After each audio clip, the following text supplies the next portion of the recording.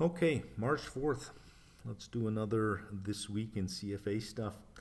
And I'm always going to start off here, letting you know how much time you have. May 2024 enrollment close, level 1, 71 days away to the exam, minus your review period. You got 43 days. You should be pretty much hitting up against 80% done for the content. For the level 2 exam, you get an extra week, 78 days. You have 50 days to go. You should be at least 3/4 of the way through. If not, you must start to lean in, and that means sacrifice. Get rid of the clubs, get rid of the weekends going out, maybe put Netflix on pause or Apple TV on pause. I'd say put Prime on pause, but who the hell watches Prime? And lean into this. Right? Or if you don't feel that you're going to make it, if you're looking at this saying, look, I'm 20% of the way through, I got 43 days. Even if I ignore review, I got 10 weeks for level 1 without any review. You may want to consider the ability to defer till August. You may want to consider that. But you have time before you have to defer. I would lean in as much as you can, and if leaning in is uncomfortable, maybe think about deferring. For August, remember your registration closes May 14th. You got 10 weeks for that. Adjusted for review, you got 140 days, 20 weeks.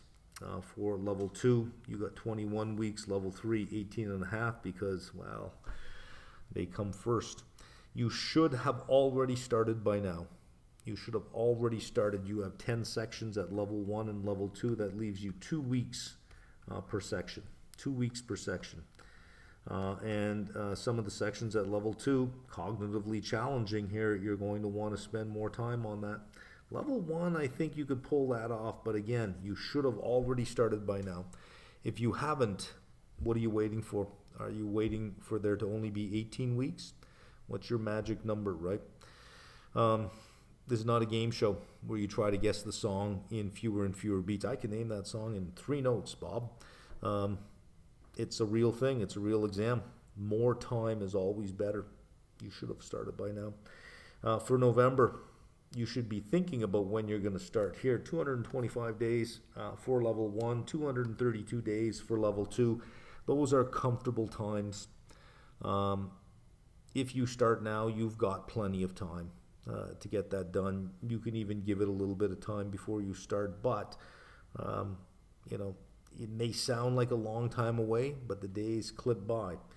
Early registration April 16th. If by April 16th, once you get to that date, then I'm probably going to start saying you really should be thinking about starting now. We're March the 4th. You've still got some time before we get to April 16th here. Registration has already opened, so it's not as if you need to wait for that to happen. Okay, with the May exam coming up, let me highlight to you where you can find our schedule for office hours. This is included in your subscription. I look at the attendance of office hours sometimes, and I look at our number of subscribers, which are in the thousands, and I look at the attendance of office hours. And I think that, is everyone aware that these are included for free? Because it is buried in the menu under live sessions. If you click that, you'll get a drop-down office hours, drop-in sessions, apply Q&A for level 1 and 2. The only thing that matters for you is office hours. For level 3, you have office hours and drop-in sessions. So if you click on office hours, you'll get something like this. The February one is already done, so you just click on it to close it. And the May 2024 one is open. You can see office hours begin April 2nd, and there is a lot of office hours for level 1, quant and derivatives. You have 2 sessions, April 2nd and April 17th. Show up with your questions.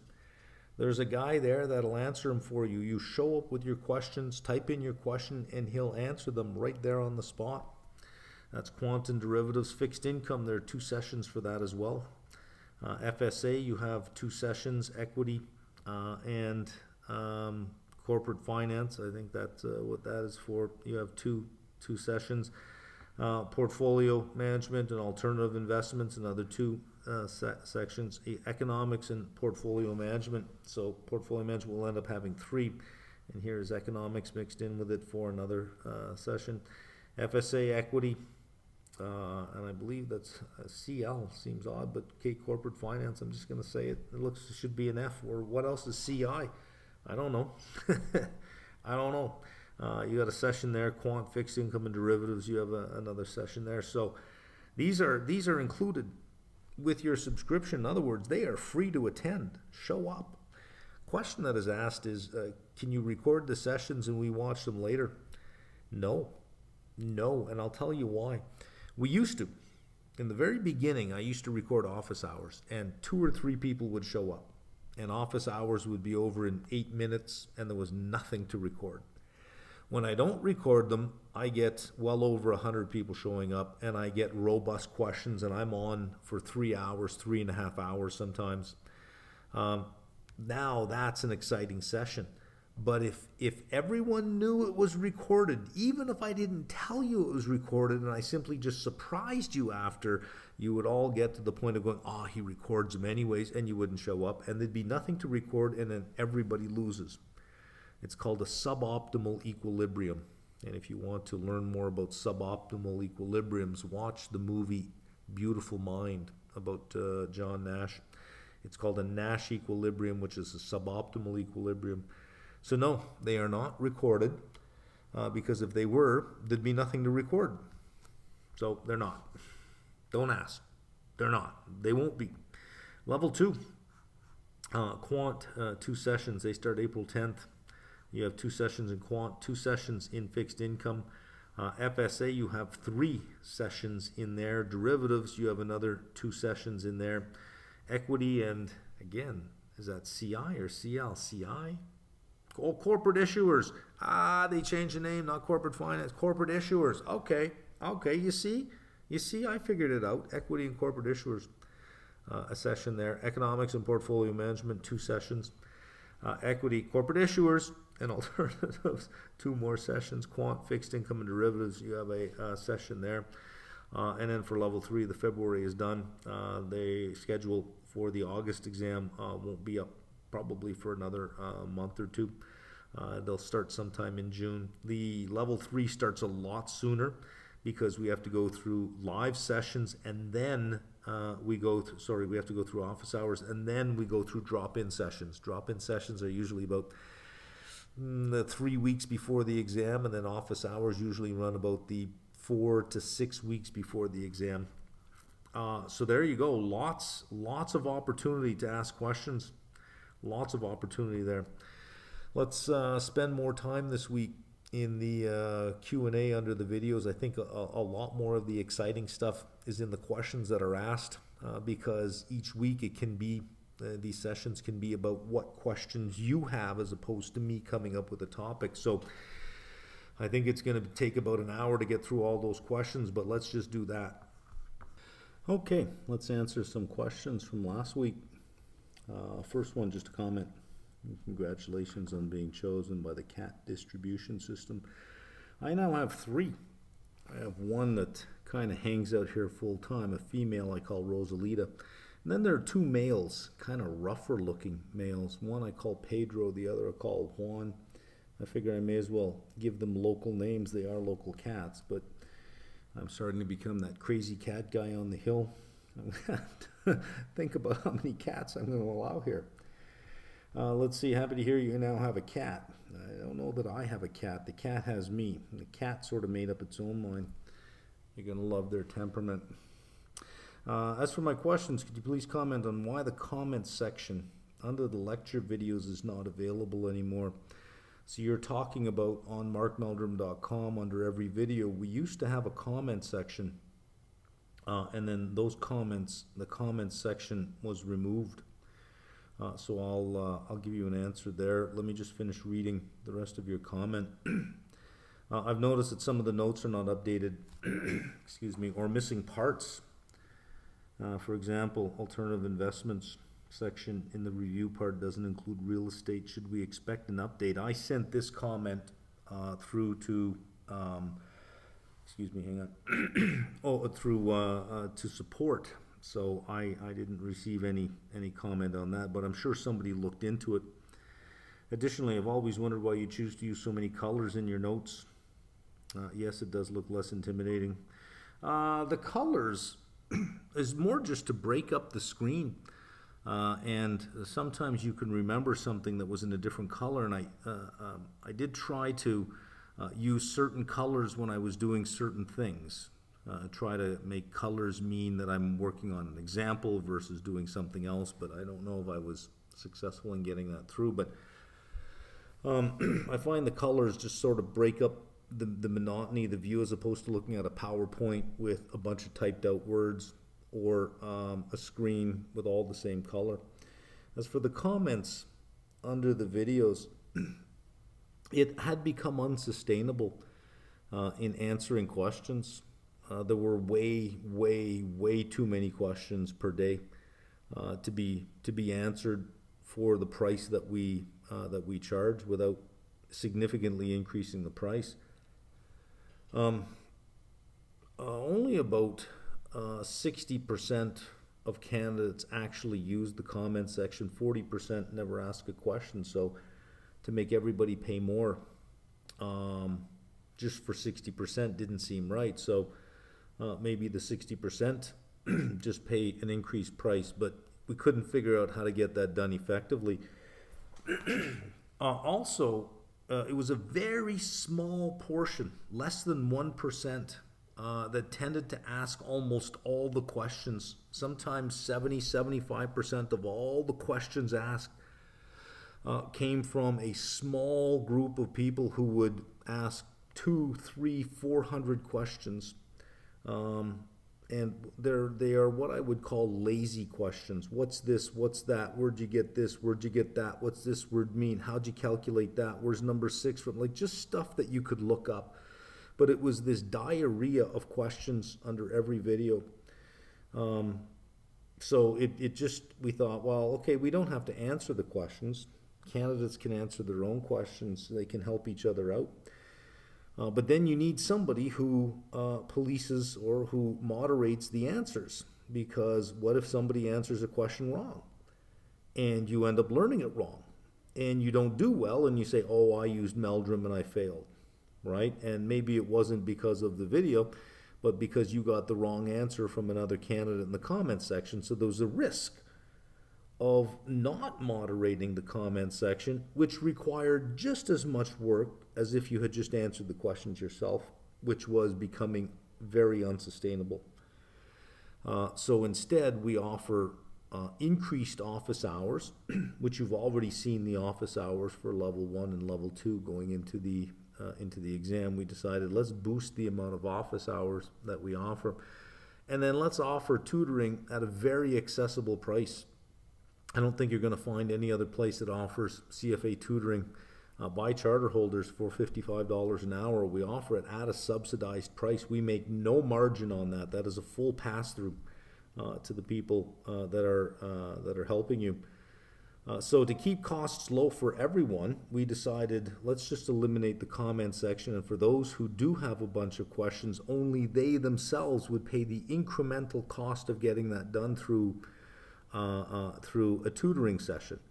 And we thought that is the more democratic way to do it, as opposed to the more socialist way of doing it, of raising the price on everybody, and everybody pays for the benefit of those few who want to ask hundreds and hundreds of questions.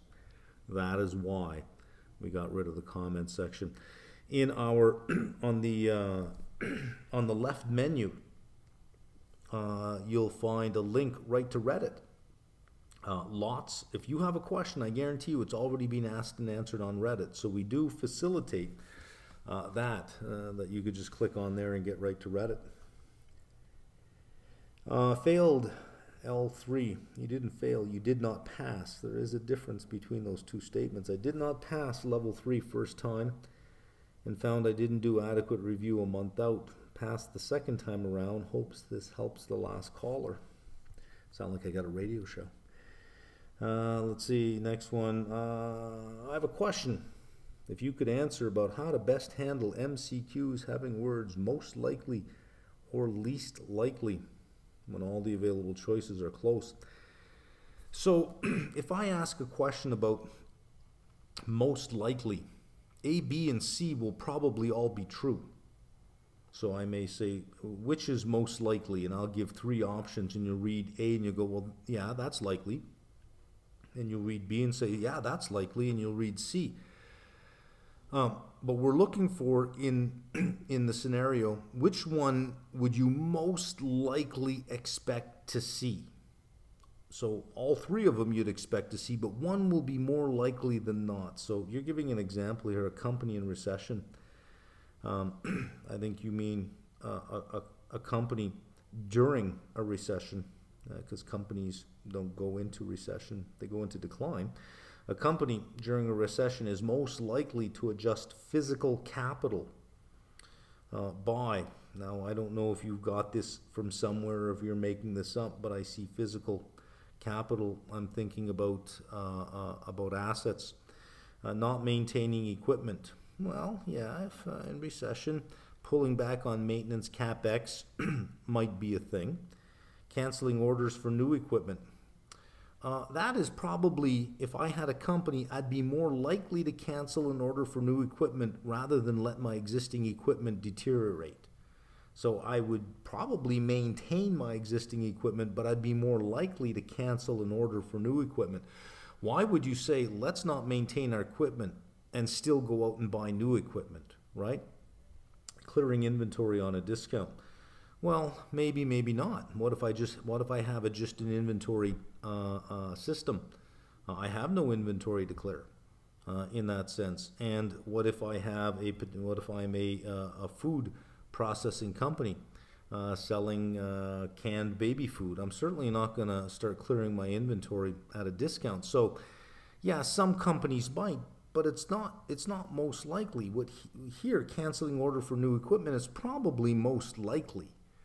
When you think about the other two, that's a little bit more. It requires a little bit more thinking. So we think that multiple choice, well, it must be easy. It's multiple choice, but when you have something like this, you do have to analyze the choices that you have and be able to think in a few different directions to get them. But I think they're great questions. Most likely, least likely, because with least likely they can all be false, but one is more false all the time, or in more times than the others. I think it would be helpful if you gave more detail in the progress section. For example, what topics we should currently be following according to the date of the video and recommended chapter study approach. So that's very difficult to do in videos that I'm putting out once a week. I don't know what your start date was, so I don't know where you should be in the topics. I don't know what you started with.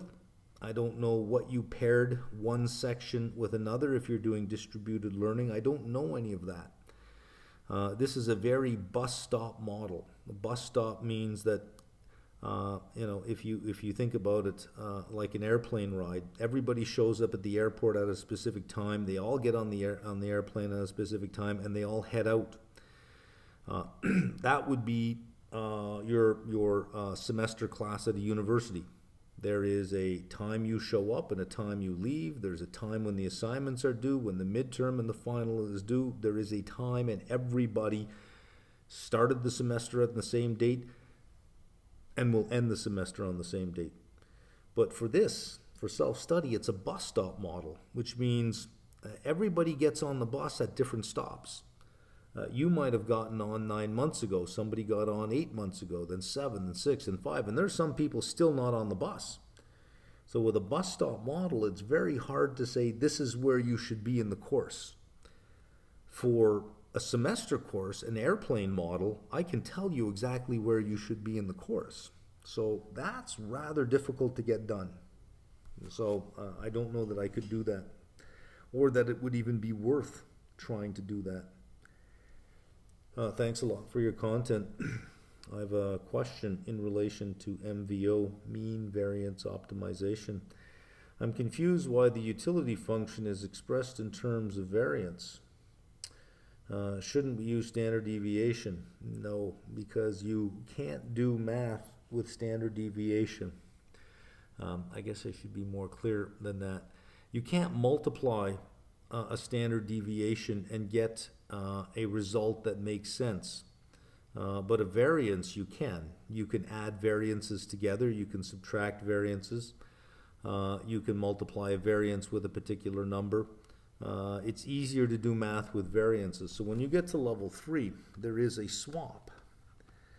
That is a bet on volatility. We know volatility is standard deviation, but it is called a variance swap. Because to calculate the payoff, you have to use variances because you cannot use standard deviation. The math is not very tractable with standard deviation, so we use variance. Later in the chapter, we use standard deviation for the calculation of MCTR, the marginal contribution to total risk, which is a marginal Sharpe ratio, and you can because you're simply dividing by one variable, so it's easy to interpret. It's the number of units of the numerator per unit of volatility or per unit of standard deviation. So that has a meaning. So you can use it in that sense. But if you had if you were dividing it by two different volatilities, you cannot do that. And that's where it breaks down. You'd have to move to variance. It'd be just easier to have the same terminology everywhere. You basically do have the same terminology. It's just to make the math easier. Well, not easier, just to make the math possible. Thank you again. Following your video content since 2017. By the way, I paid the subscription to your website for CFA Level 3, August 24. Can't be any happier. Wow, excellent. Schedule for Level 1, August 24. Opted your full access course, and must admit your videos are a true gem. Make the curriculum a nice story told in a nicer way. However, I'm really struggling with the bond duration chapters and fixed income. Went through your videos and even redone it twice, still not sticking. Please guide me if there's some other way I can make this click. Possible to have a session that clarifies this portion real good once and for all. Duration is just a sensitivity, right? So what we want is well, if interest rates change, we'll say, let's say the yield. If the yield of the bond changes, is there something in the yield, because it is mathematical, right? We know that the bond price is the present value of all the future cash flows discounted at their spot rate. It's just really the present value of the time value of money.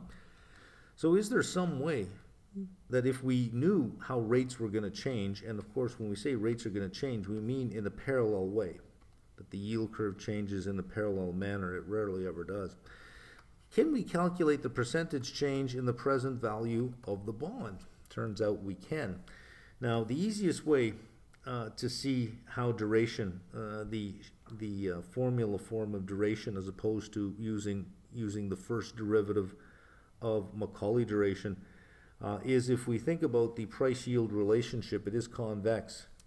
So if this is the current price and this is the current yield, P naught, and there's the yield, we can increase the yield and we can decrease the yield. So we increase the yield, we decrease the yield. And you can draw a line between these 2 points and then move this line tangent to that point over here, right? Because of the convexity, it's not just going to be a tangent line. And we can calculate the slope of that line. The slope of that line is the sensitivity, is how the price of the bond changes when interest rates change. So what is the slope of this line, right? It is, as we know, rise over run. And if we're calculating a sensitivity, it is the change over the initial starting point. You just divide it by the initial price. Well, what is the rise? Well, we would do this, right? There we go. The rise is over here.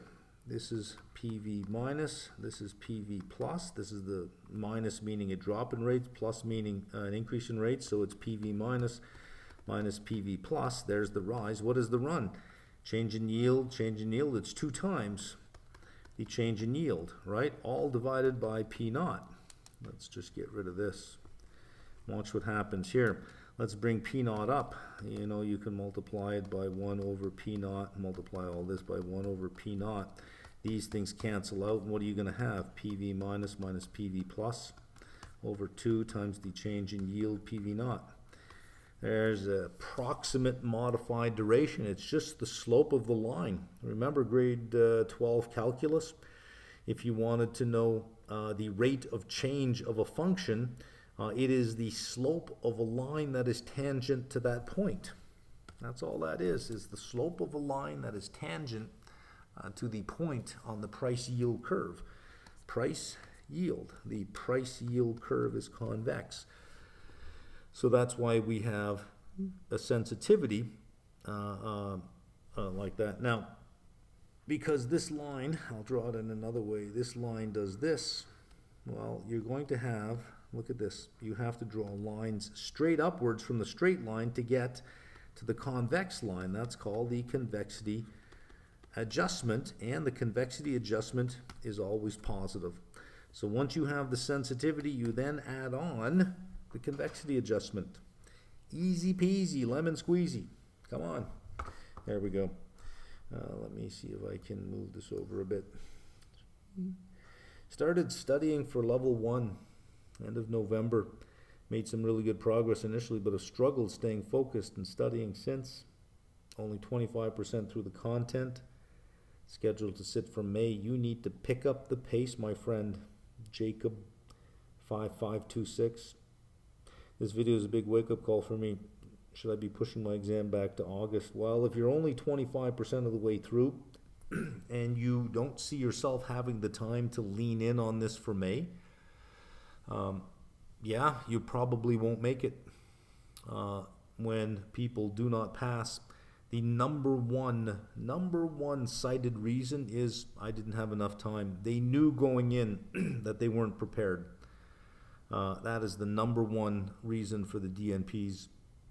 So yeah, if you can't see your way through to leaning in on this, pushing back to August makes sense. But in pushing back to August, you run the risk of the of time fallacies, that you think about it and you go, oh, I have time now, I can relax.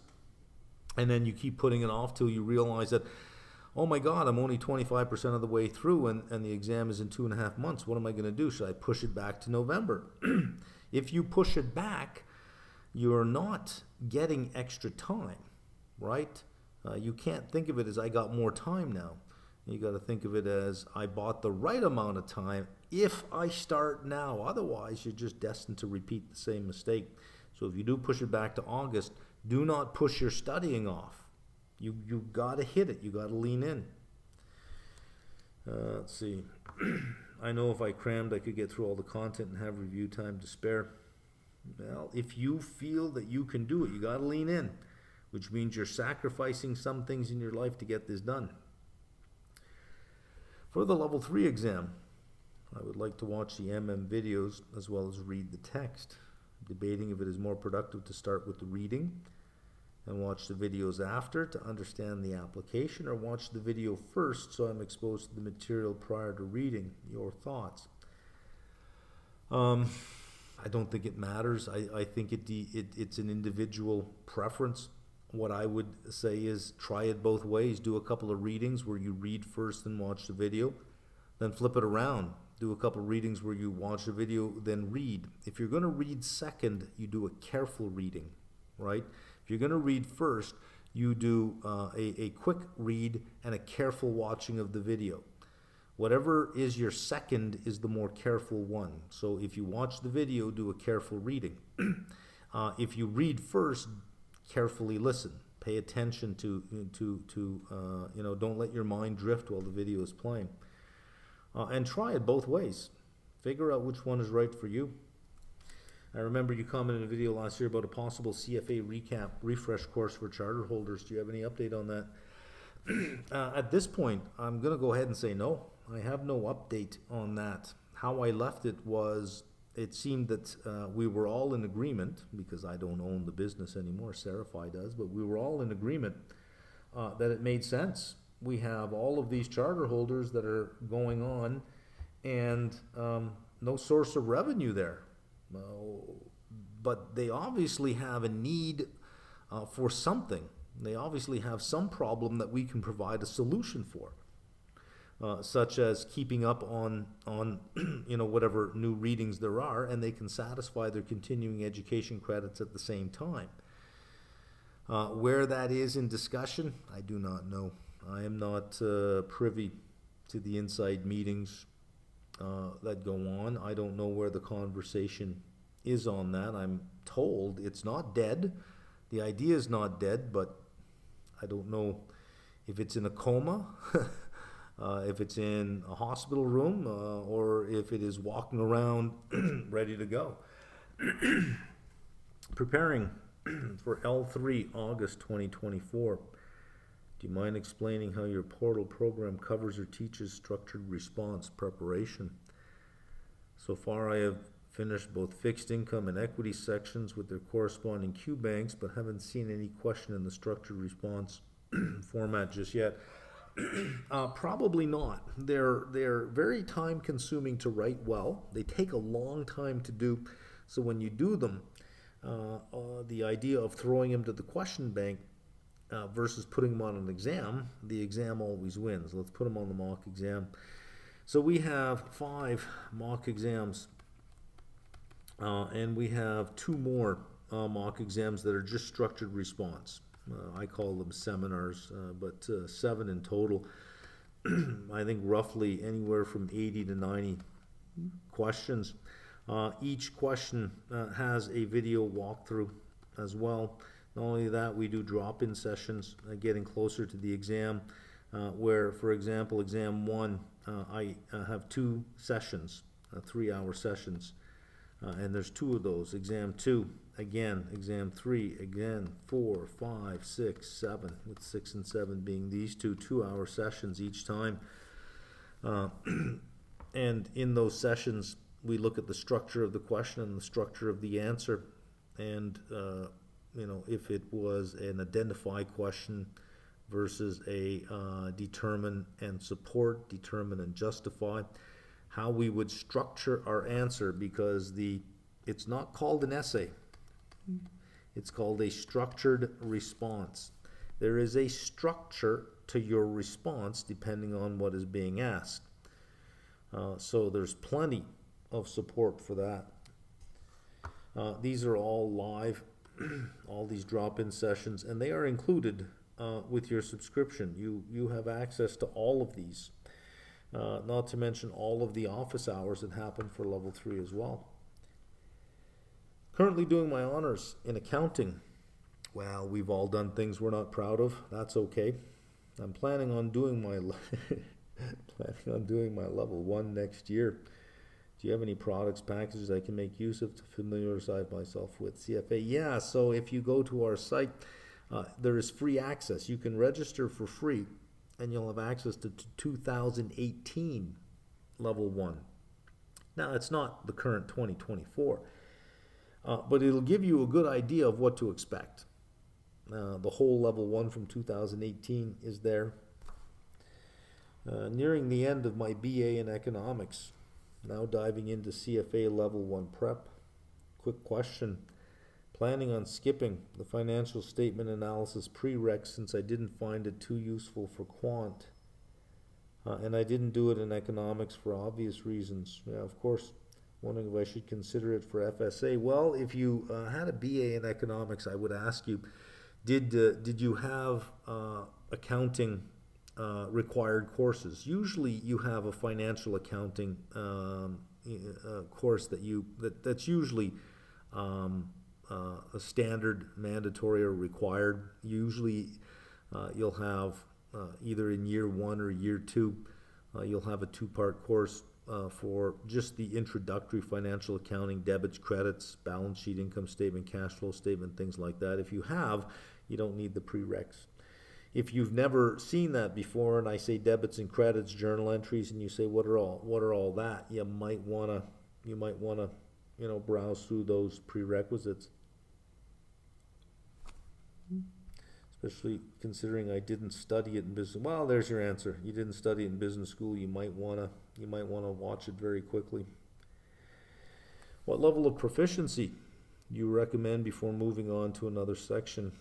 Yeah, I wouldn't look for perfection here, for level of proficiency, because the exam isn't tomorrow, right? I mean, if you had an exam after each section, then you're looking for, proficiency. But because the exam is way out and you're going through each section, as you get through each section, if you say, okay, I get it, that's good. You don't have to, break out 5 or 6 other textbooks and dive into dark corners and say, now I really get it. I think that would be overkill. When you start reviewing, you'll start consolidating that knowledge. It'll come together. It'll come together better. So I don't know that I would look for, really deep proficiency on my first pass. I'm following the study plan guideline, and with some sections, particularly fixed income, I felt like the time recommended in the study plan was not enough. So for the study planner, you can weight the readings by difficulty. You can say that a reading for you would be difficult. It would allocate more time for what you feel is more difficult. I attentively watched all the videos and went through most of the end of chapter questions, but now I am going back to the material outside of my regularly scheduled study time. I know that it's always good to spend more time on a topic, but with limited schedule, I suppose it is also possible to spend too much time on one topic. Level 2 candidate. And for fixed income. So last week I talked about how we could pair different topics. With level 2, it's not the same as level 1 where you start with quant. You can either start with difficult topics or with easy topics, and I was suggesting a distributed approach where you pair a difficult with an easy topic, fixed income being on the difficult side. So it would be natural to spend more time on it, yes. How much time? Well, I mean, till the job is done. That's the idea behind learning, is that there is no, you can't put your brain on a time schedule and say you will learn this reading in 3.5 hours because I have to move on. It takes the time it takes. That's it. So most study times are good suggestions. They're middles of distributions. So when we hear that, well, it should, one rule of thumb in university is that it should take roughly 3 hours of outside work for every 1 hour of class time. So if you have 3-hour classes in the week, you should be dedicating 9 hours a week towards that class. That's a rule of thumb, 3 hours for a 1-hour class. If we think about a distribution of time with 3 hours here, that's where 3 hours are. If you are more cognitively gifted, you might be at 2 hours, or you might even be at 1 hour. And if you're less cognitively gifted, you might be at 4. You think I'm going backwards here. That shouldn't I be at 1 all the way up here? But this is cognitively gifted in that particular topic. This is not, so you'd require more time. You may even be at 5 hours for every hour. It depends on the intersection between you and the topic. So any planner that gives you a time, 2 hours, 3 hours, 2 weeks, that's typically a middle of the distribution, and that you would be expected to be somewhere within that distribution, whether it be a little bit more or a little bit less, depending on how difficult it is for you. I'm troubled by statements like it's going to take me 6 hours to learn this. Well, how do you know? You don't know it's going to take you 6 hours. When I do the sector studies, let's say, understanding mining, for example, I get asked, for all of these ones I do, understanding mining, understanding utilities, how long does it take you to do these? It depends. On average, 2 weeks, sometimes a month. And when am I ready to do it? I'll know it when I'm there. So after 5 days of 5, 6, 7 hours a day, I might start thinking I'm there, but it's just one of those feelings of I know it when I'm there. I know it when I'm there, and it takes what it takes. Sometimes there's an issue with a particular industry where I just don't understand something. I'll read it and I go, okay, I'm not understanding what it is you're doing here. Well, that could take me 3 days to figure out that one thing, but I'll do it. The message here is I can say, well, it takes me on average 3 weeks, but that's on average. Sometimes things take me a week and a half. Sometimes they take me a month. It takes what it takes. And I think that is the only thing that we can say. Don't get too married to the amount of time. Implied series, I know it's already a fantastic bargain. Just trying what you plan to add going forward.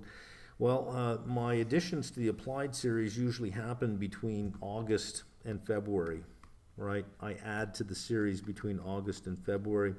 Once we start getting to March to July, I got to switch back to CFA because the next year's content is already out, and I got to get level 3 ready for May. I think it's May 16th. That's pretty much where I'm focused now. So it's a sprint to get there, and then once you get there, you got to write new exam questions. And this year I got to write a lot of new exam questions. So I won't be adding anything till August, but I do think a financial modeling module makes a lot of sense. Something that a retail investor can use, but something that also is the starting point of a more intensive model if you were going to see modeling at the institutional level.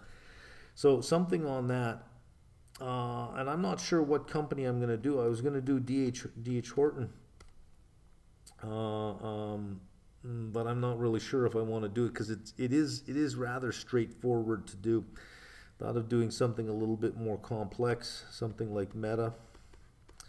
I'm not a big fan of the valuation, but even Tesla, because it does have separate businesses. What makes Tesla interesting to do is it has core businesses, and then it has these projects that are better seen more in terms of they're almost venture capital type projects within Tesla, which means that you really are using project cost of capital and not company cost of capital. So it's a nice experiment on that one. So I don't know what I'm going to use, but something like that. The focus going forward, the major focus going forward, I will be adding also to the portfolio management series. I'll be adding some more there. But the big focus is always going to be sector studies. There are, I think, 130, 140 sub-industries, and I want to cover all of them. Understanding, what have I done now? Understanding banks, understanding mortgage REITs, understanding timber REITs, almost every REIT I've done, understanding utilities, understanding mining, pharmaceutical value chain, semiconductor value chain. What went up today was understanding telecoms. Finally done that one, understanding telecoms. And there I used AT&T, Verizon, and T-Mobile as examples. That one took a long time to do only because AT&T really dragged its feet on releasing its 10K. I'll probably put more of those up, and I'll just keep going with those. Those are really great to have. They're a nice complement to the CFA series because if you have job interviews and you say, well, I have a job interview as this type of analyst, as a REIT analyst or a banking analyst or a utility analyst, do you have anything on that? Yeah. In a matter of 3 or 4 hours with the Understanding Utilities video, we used NextEra Energy as an example there. 3-4 hours with that video, you're going to be well up to speed on what the utility industry is like and how you would begin to think about valuing a utility company. Or a mining company, or a telecom, or a pharmaceutical company, or a semiconductor company. What other ones have I done? I've done quite a few of them. I'm forgetting them now. But I'll be adding, that's the big one. I'll be adding more here. So there'll be more entries for portfolio management, and there'll be a modeling, financial modeling using Excel. I don't know how much value I can add there because there are already, I think, some very good courses on YouTube for free on how to get that done. So I'll look at those, and if one of them offers a very good template, I'll follow that template. I don't have to reinvent something from scratch if there's already something very good out there. And then it's just a matter of picking a company and going from there. Let's see, sat for level 3, February, found it very challenging. Went in knowing that I lack in the structured response part of the exam. Started studying again today, thinking that I want to be prepared for either outcome. How should I approach the exam as a retaker? Well, we don't know if you're a retaker yet, right? We don't know if you're a retaker at this point in time. You say you're not, that you lack in the structured response. I guess I would ask a whole bunch more questions about what do you mean by you lack in the structured response? Did you simply run out of time on them and didn't answer them all? Or did you just draw a blank when you're looking at the question and you're saying, I don't know? Because with multiple choice, we have 3 prompts that can help us remember something. We could look at the answer and say, yeah, this is it right here. I recognize it. But with structured response, there's nothing on the screen. You draw a blank. You have to be, I think, more in touch with the content. So was it an issue answering structured response questions? Or was it an issue with your depth of knowledge in being able to recall something when you were given a structured response question? Those are 2 different things, right? So I don't know how to answer that one for you without more detail. Sitting for November 24, just started with quant and corporate finance as you suggested for level 2.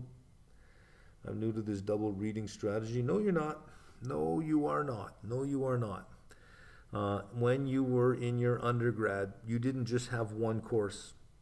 You had 3 courses to 5 courses at the same time. You've done it your whole university career. Every week you're working on this one, then the next one, then sometimes in a study session you say, well, I got to do econ and I got some marketing to do at the same time. I got a case study in marketing that's due. You've done it before. You've done it before. You're not new to this. You've done it before. This may be new for you at level 2 because you were more,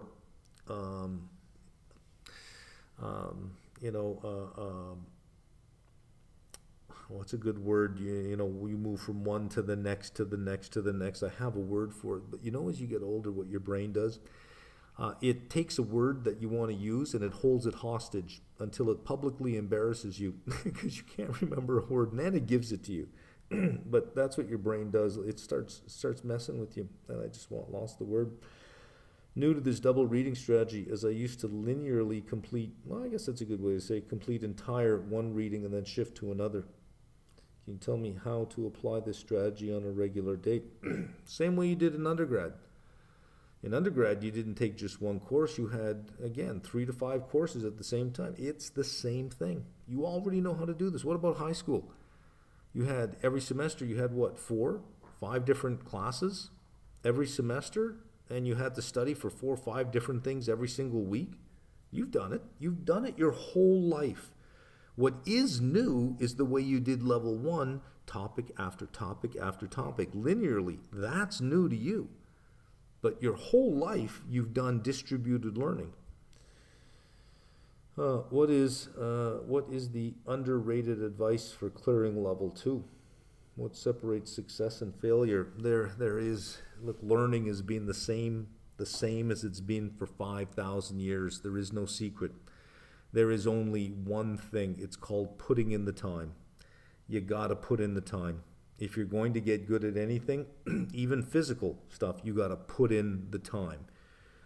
You're never going to be a good fighter, never going to be a good skier, never going to be a good swimmer by reading a book or watching. You actually have to do it, and the first time you do it, you're going to get punched, you're going to fall, you're going to drown, right? Well, maybe not drown, but you're going to sink. It's like anything. You got to put in the time. And learning, you can't just learn something by reading it once and say, okay, I know it. You have to work with it, especially level 2. It's evaluation level. You don't learn math by reading it. Math is one of those things where you've got to do it. You have got to go through the steps. There is only one secret when it comes to learning. It's called putting in the time. There are no methods. There are no, I've got the Bob Smith method of learning. There's no such thing as the Bob Smith method of learning, or put anybody's name in there. There's no method to these things. It's called putting in the time. It's the only method. It's the only method that has ever existed. That's all it is, putting in the time. That would be the underrated advice, I think. Anybody trying to sell you on a method. Oh, I got a method that works. No, you don't.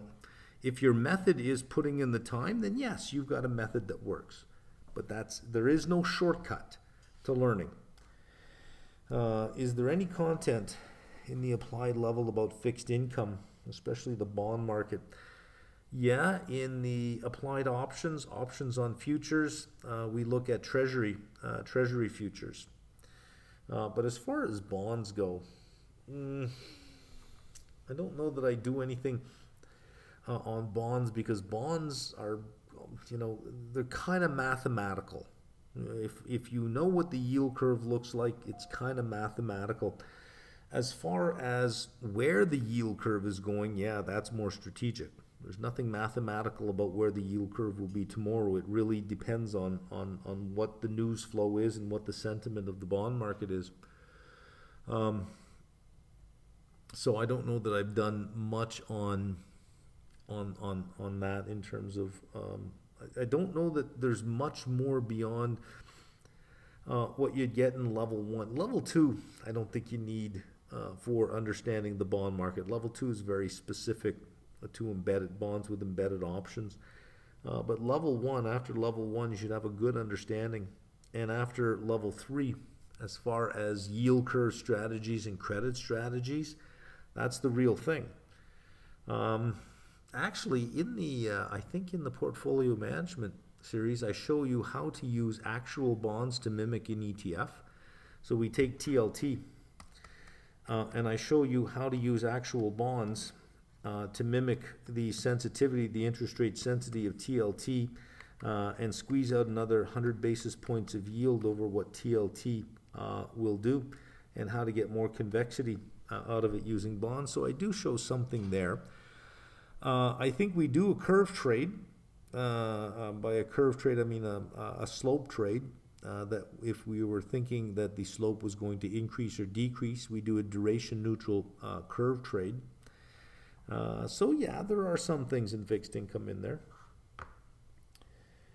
Cleared level 2 in November 23, planning to do L3 February 25. Currently focusing on upskilling and landing a role in investments, as I'm almost a fresher, so I want to ask you any advice on how to approach a job market and go for L3 in February. Need some advice on paths too. This is my weakness. Sorry for that, but I am far removed from the job market, especially for the 20-somethings. I really don't know what recruiters are looking for. I don't know how your resume would stand out over others. I shouldn't say I don't know how. I don't have actionable and practical advice, simply because, again, I am far removed from the job market. So anything I would say would be a guess. I'm not informed on that topic at all. So I've usually shied away from giving advice or speaking on that topic because I know nothing about it. Wrote level 1 this weekend and felt good about it. So I came home and bought the level 2 pack, excited to start the next level, but now I'm realizing I could have used the low risk, no risk strategy. Let's hope we get the pass. Never traded any bond and therefore having a hard time with various concepts. How does daily trading work for bonds? Like anything else. There's a bid and the ask, and some more and more bonds are being able to be traded, not on exchanges, but at least through your brokerage account. So more liquidity there, but sentiment.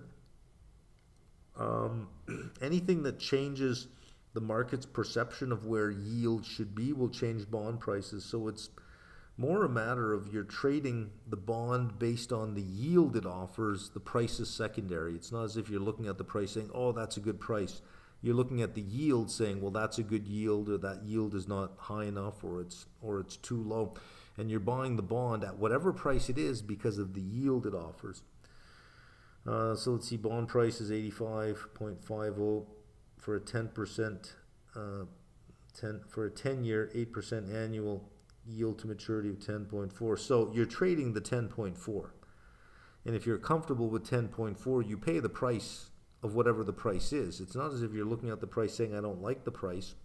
It's hard to look at that price and say you like it or not based on, what if there was another bond that was 7 years long and had a 6% coupon for 85.50, 85.49, a penny cheap. Well, you can't compare those two things. You can only compare on yield to maturity, right? So you're trading the yield to maturity. At 9:15 or 11 or any other point of time during the day, does market forces decide the price? It decides the yield. And like stock, it can go in any direction, pretty much. Or is there a range, which is driven by the evolution of the spot curve every second? It's not so much a range. No, I wouldn't say that it's constrained that way. There's way too many concepts like reinvestment of coupon. That's a portfolio strategy. Riding the yield curve, that's a strategy. Yield to maturity, that is a statistic. Realized return, that's a statistic. Expected return, another statistic.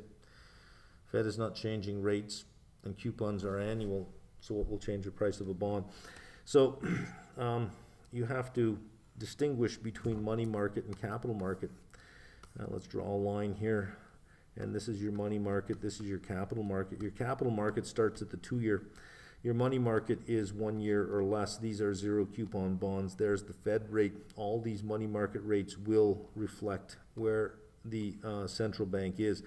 Capital market yields will reflect the expectation of real GDP and expected inflation. So anything that affects the forecast for real GDP, or at least the trend growth of real GDP, and the expected inflation will cause the yield curve to do this kind of thing, right? So, if we expect the Fed to continue raising rates, the 2-year will be above the 1 year. If we expect that there'll be a cut in rates, the 2-year will be below, and all the other rates will be below. You'll have an inverted curve. It is sentiment driven. On the longer end of the curve, it is sentiment, but the short end of the curve, 1 year or less, the money market rates are really dictated by central bank policy. The capital market rates are dictated by, well, the market. The market decides the rates there. The Fed decides the rate here. Fed is not okay. There we go. I think you're good there. Lots of questions here this week. Currently not enrolled for level 1. Can I also enroll for low, no risk strategy? I just want to get started and cover a couple of sections until I enroll. I believe you have to be a CFA candidate to get that done. But you can try if you're just buying a section. You may not be required to demonstrate that you are a candidate if you're just buying a section. I'd give it a try. Just give it a try. If the system doesn't let you past a certain screen because you need to upload your enrollment, well then just use the free stuff. How to effectively review CFA content over 6 to 9 months of study. How to effectively review about every 2 weeks. Take one day, one Sunday, and just spend 5 or 10 minutes per reading just reviewing your notes. You don't have to go into detail, just reread them. Just reread them. Because it will help with memory decay. So when we learn something, memory decays it over time. If you have regular review, it does this kind of thing, right? Regular review does this. And every time you review, the decay is less and less. So if you review at regular intervals, you can get your knowledge back up to where it was each time. And it doesn't take much review to actually get that done. Quick question. Applied level 1 candidate. Haven't ever invested $1 in equity market, so I was very excited to see the applied level.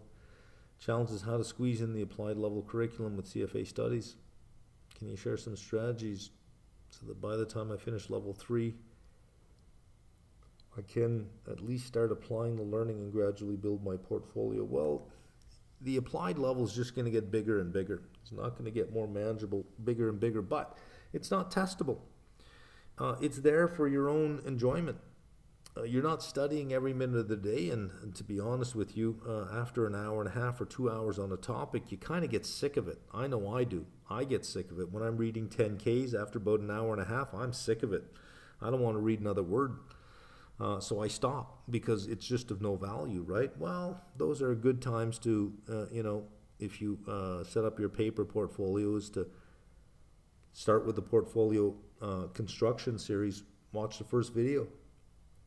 It is about how to set up a buy and hold portfolio, how to structure the buy and hold. The next one is about setting up all your screens so you know what you're looking at. And then it has different trading strategies. You just fit it in, and if you can't fit it in, oh well, it's not a big deal. It never expires. It'll be there 2 years from now. It'll still be there. And you go at your own pace. It's not testable. What I can think of is consider the sector, which is the same theme as well as one which is closely associated with the nature of the work. For example, being in banking and financial services professional, I was thinking to spend 5 to 6 weeks of wait time between May and July to start with banking sector. There's a lot in the banking sector, a lot of videos in there. A 5-series video on understanding banking, using Huntington Bank as an example. Not that I'm making any recommendation on Huntington, it's just you had to pick a bank as an example. So I picked that one. There's a couple of Fed videos, understanding reserves and understanding the repo market. Understanding mortgage REITs. Yeah, there's quite a bit in that one. And rope in semiconductor and mining. But again, how do I start investing? Portfolio construction will show you how to do it with a very simple paper portfolio using a buy and hold strategy. And then as the weeks go on, you get into more different types of trade setups, whether you're trading for income using theta, whether you want to do a carry trade. I show you how to do a carry trade. In the example, we use the yen for our funding currency. Paper trading and trading view, that's what I would do. What are your thoughts on technical analysis? Colossal waste of time. Colossal waste of time. My partner is so-called self-proclaimed technical analyst, but every time he says, oh, this doesn't work, I keep referring back to efficient market hypotheses. Does technical analysis actually work? Not really. I mean, not really. After a chart is made, the lines on the chart look so neat and tidy, and you think, holy Jesus, that stuff really works, but you're drawing lines on something that's already done, right? No, I have found it, and having started with this and spent some time on this, I have found it to be a colossal waste of time. And the more indicators you start using, the bigger the waste of time it is. You can flip a coin and be just as good as a technical analyst. In a bull market, 90% of stocks go up. You don't got to draw lines on charts for that. You don't got to draw lines on charts or mess around with Fibonacci this or Elliott wave that nonsense, or even the sacrificing of the chicken and the wearing the blue shirt on a Tuesday after 2 o'clock, but only if Monday was an up day. It's all bullshit. It's all bullshit. So what do I think about it? I don't know. What do you think I think about it? Preparing level 1 in August, now going through your videos in QBank. However, I have a question.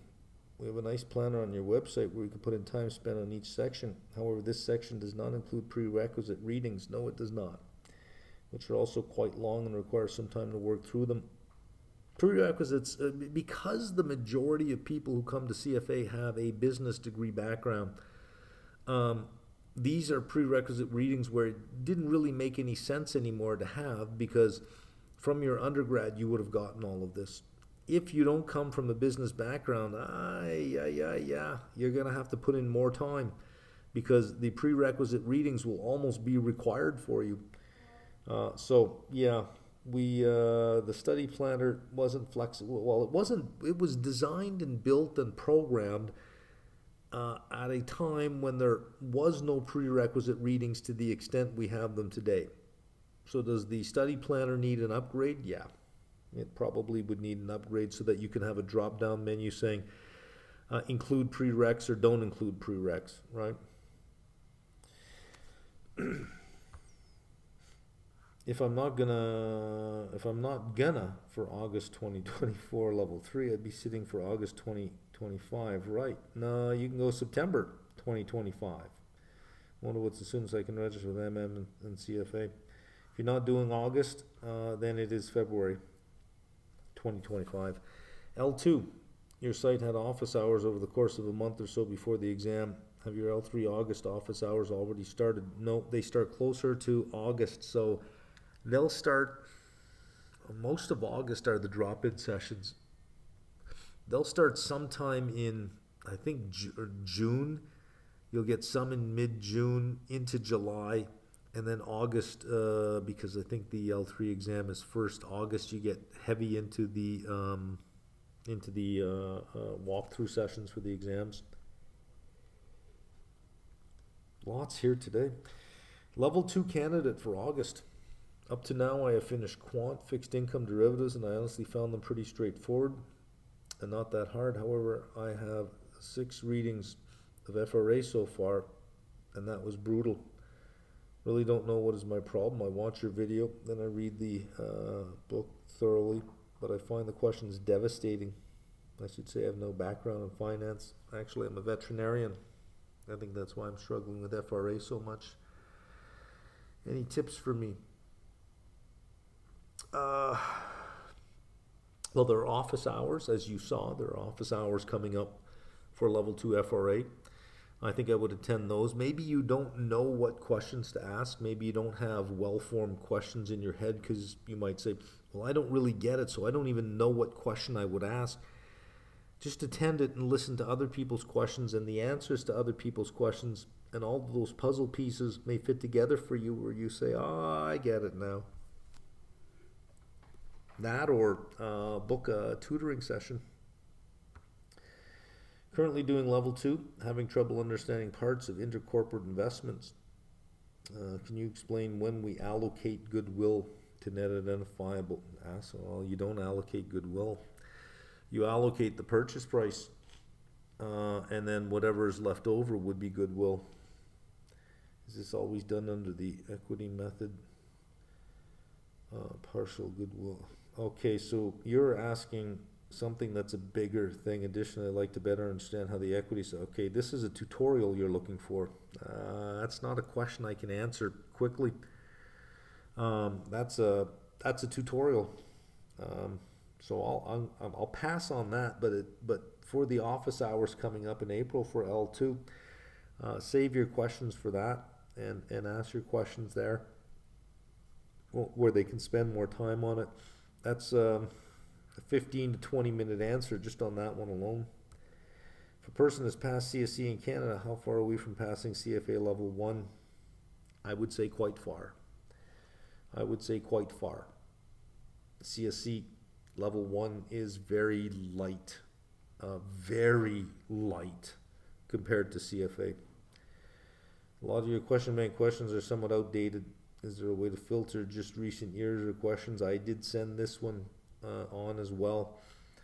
I don't do work in the question banks anymore, so I can't really comment on this one, but I do know they review them, that there are people who review them. It's about all I can say on that, because I don't know the process. Level 1 candidate for May. Already finished the first round of the curriculum and feel relatively confident. However, the derivatives learning module is challenging for level 1. Attempted to study it through your videos and reading the CFA notes, but I'm struggling to grasp the concepts. My success rate in these associated questions is quite low. So for derivatives, maybe let go of that idea that this is such a difficult thing to do. You did level 1, time value of money. That's all derivatives are, time value of money. So if we have a timeline and we have the price of a stock today, and we were going to borrow money to buy this stock, how much would we owe at this point in time? Well, we got to bring this price to this point in time, so it's 1 plus r, whatever r is, to the power of t. So this is in the future, right, at time t, this is time 0, is the spot price, 1 plus r to the t. That's just the future value of a sum of money. Right? I don't have to write this, I can write future value. Remember that from time value of money? There you go. That's all derivatives are. That's all it is. Derivatives are nothing more than time value of money. If you understood time value of money, you understand derivatives. Subscribe to level 2. Taking the exam August 2024. Package is helpful.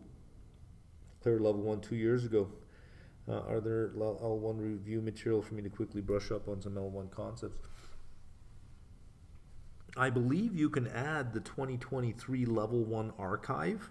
If you're a level 2 subscriber, you can add it for $65, and you can get the 2023 level 1 content, where if you have to go back and review a reading, you have that.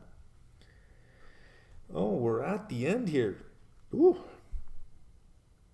Did my level 1 exam this month. Confused. Should I go with the applied series or with equity, if you have mentioned? Well, if you're going to write your level 2, go with equity.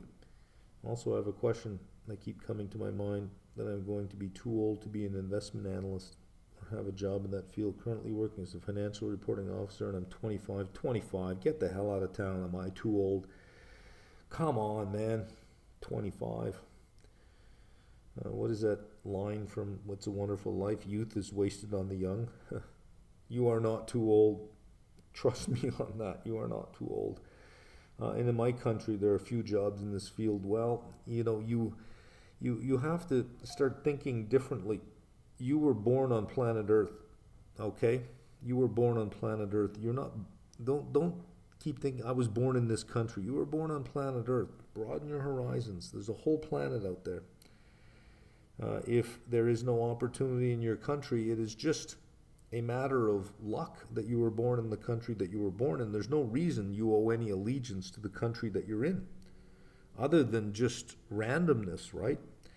Most of the things you believe in are a result of randomness, just pure randomness. So get out there and see the world. It's okay.